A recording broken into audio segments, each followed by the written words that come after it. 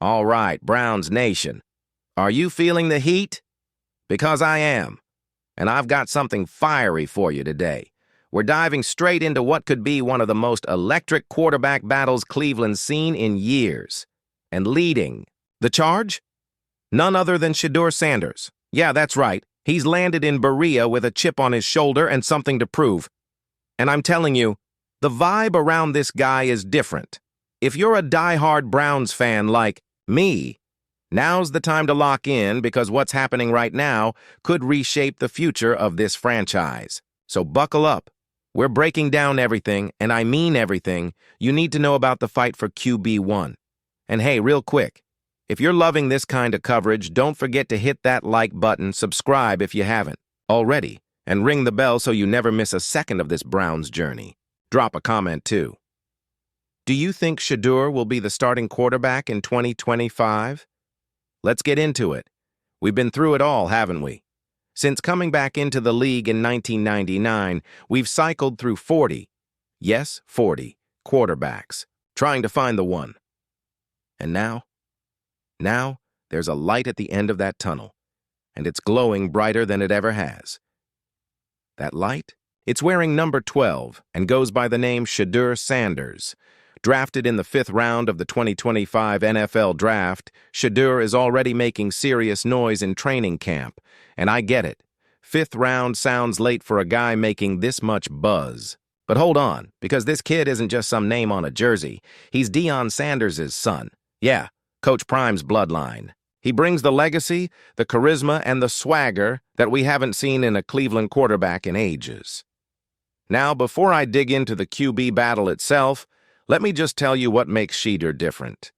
At Colorado, this guy dominated. Over 2 seasons, he put up a staggering 7,364 passing yards, 64 touchdowns, and only 13 interceptions. In 2024 alone, he threw for over 4,000 yards, 37 touchdowns, and had a 74% completion rate. That's not just impressive, that's elite. And when the pressure hit, he delivered. PFF graded him at a ridiculous 92.3 in 2-minute drills against top competition. That's clutch. That's who you want with the game on the line. But it's not just the stats, it's the vibe. He's got that it factor, that energy that makes his teammates believe. Browns corner Greg Newsome said it himself. He's got that special vibe. And fans, we're already fired up. But of course, there's the big question everyone's asking. How did a quarterback this good slide to the 5th round? Look, it shocked the league. Most draft experts had him pegged as a top 10 guy. But for whatever reason, call it the flash, the media buzz, or maybe some underwhelming pre-draft interviews, teams passed. And the Browns, credit to Andrew Berry, made a smart move, traded up with Seattle, and grabbed what could be the biggest steal of the draft. It was like scoring a brand new iPhone on Black Friday, except the iPhone throws lasers and reads defenses. Shedeur didn't complain either. He embraced the moment. He said, "I'm grateful for the opportunity. Things could have gone worse. I'm here, I'm smiling, I'm ready." That's the mindset I want in my quarterback. Now, let's talk about the main event, the QB war in Berea. This isn't a one-man show. It's Shedeur versus Joe Flacco, Super Bowl MVP and grizzled vet. Then there's Kenny Pickett, the first-rounder from Pittsburgh, and Dillon Gabriel, the 3rd-round pick with mobility and smarts. But Shedeur, he's the wild card with sky-high upside. This is a full-on quarterback Royal Rumble. And I've got a front-row seat, and I'll be honest, Shedeur's already turning heads. At rookie minicamp, the guy unleashed an 81.5-yard bomb that lit up the internet. Meanwhile, Gabriel, who was drafted 2 rounds earlier, had some shaky throws that raised a few eyebrows. Don't get me wrong, Gabriel's got talent, but Shedeur, he stayed after practice, grinding for 20 extra minutes with his receivers. That's leadership, that's hunger. And when he talks to the media, you can feel the fire. He said, "I know the history here. The fans want something real, and I'm here to change that." Man, I felt that. He's not here to just play. He's here to build something, to flip the script. Let's talk personality for a second, because it's got people talking. After signing his 4-year, $4.6 million rookie deal, Shedeur rolled into Cleveland in a custom bronze and olive Rolls-Royce Ghost, a ride worth over $500,000. His brother Dion Jr. posted the video and the internet went nuts. Some folks weren't feeling it, said he was doing too much before earning the job. But you know what? This guy is a brand. In college, he pulled in over $6.5 million in NIL endorsements. Gatorade, Nike, Beats by Dre, Mercedes. And guess what? He's still locked in. He said, "It's not my job to prove people wrong. I prove myself right. That's championship mentality." He even chose jersey number 12 as a tribute to Tom Brady, a guy he's personally connected with.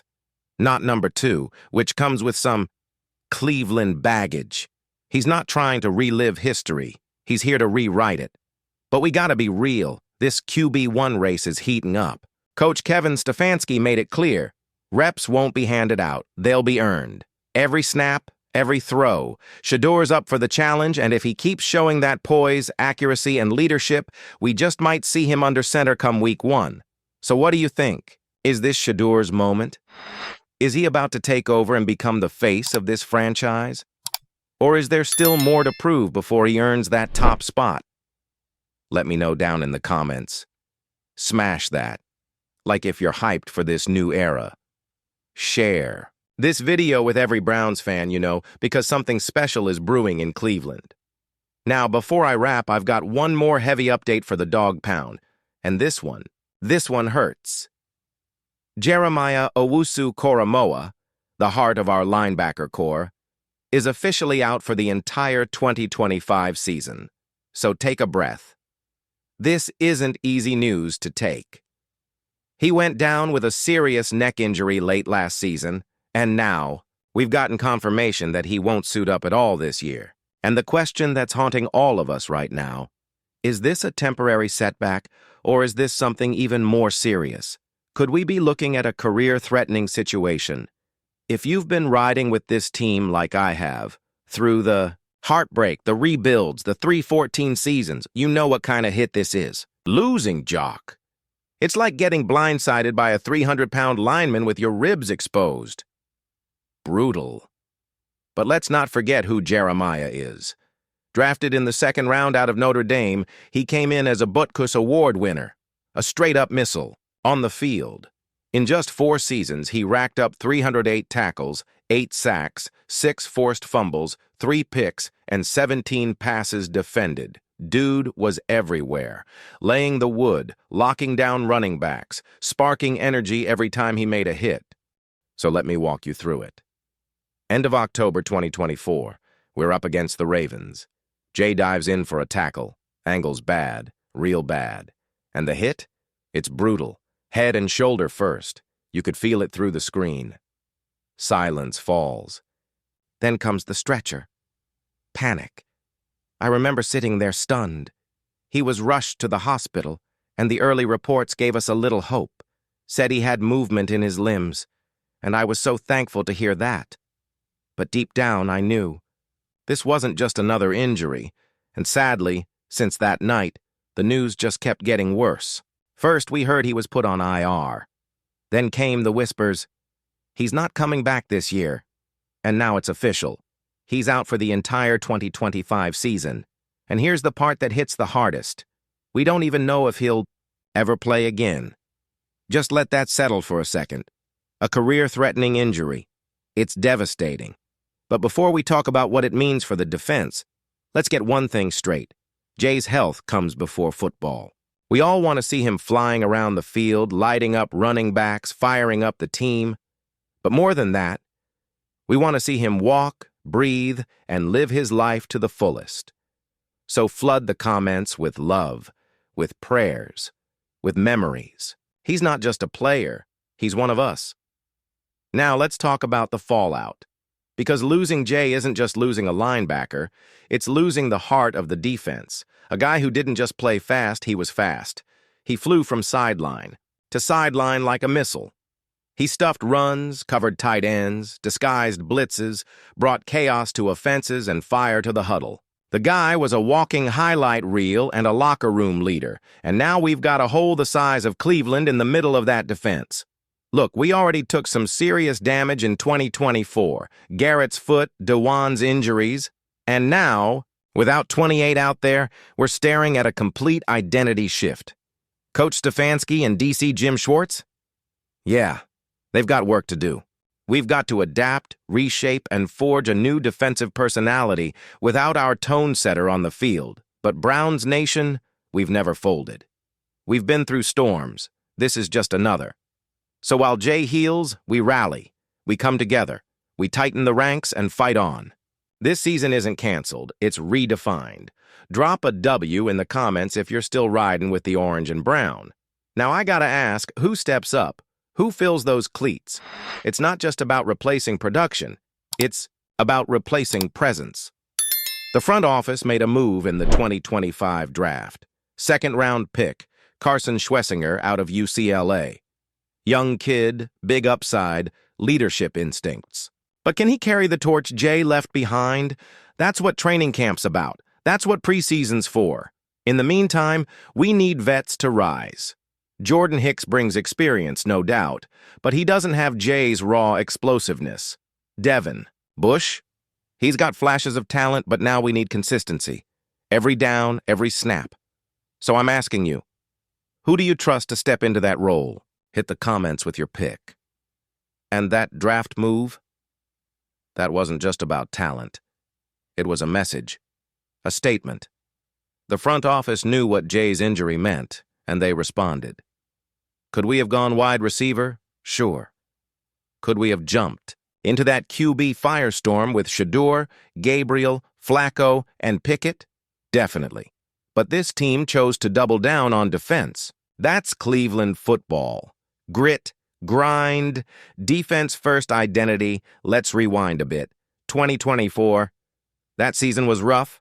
We went 3-14, injuries everywhere. Offense couldn't find a rhythm. After going 11-6 in 2023, we thought we were headed to the playoffs again. Instead, it all came crashing down. But 2025? This is the bounce-back year. I'm not saying it's going to be easy. We're opening up against the Chiefs, the Ravens, and the Steelers. That's a gauntlet. But the dog pound doesn't back down from anyone. We've still got leaders. Myles Garrett is still a beast, even if that foot might need surgery. Denzel Ward and Grant Delpit need to step up in the secondary. With Jay gone, there's no margin for error over the middle, and don't sleep on that quarterback battle. We've got a rookie with upside, Dylan Gabriel with football smarts, Joe Flacco bringing playoff poise, and Kenny Pickett, hungry with something to prove. So I want to know, and who's your QB1? Let's hear it. Give me your reasoning in the comments. Now, let me speak from the heart for a second. Being a Browns fan isn't easy. Never has been. We've seen it all. Trades, injuries, heartbreaks, rebuild after rebuild. But what keeps us together? It's not just loyalty. It's family. The dog pound is built on love, on support, on never giving up. And right now, our brother Jay needs us more than ever. So let's show him what Cleveland pride looks like. Drop your favorite jock memory. Use the hashtag #DogGetWellJK. Let's make it trend. Let's make sure he feels our support from wherever he's recovering. We're standing strong. We're not backing down. 2025 might look different, but it's still our year. Let's bark louder than ever. Let's fill up Huntington Bank Stadium with noise. Let's remind the league what Cleveland versus the world really means. Subscribe to the channel, smash that like button, share this with every Browns fan you know, and let's ride together. Through the pain, through the grind, through the storm. We're not done yet. Cleveland still bites back.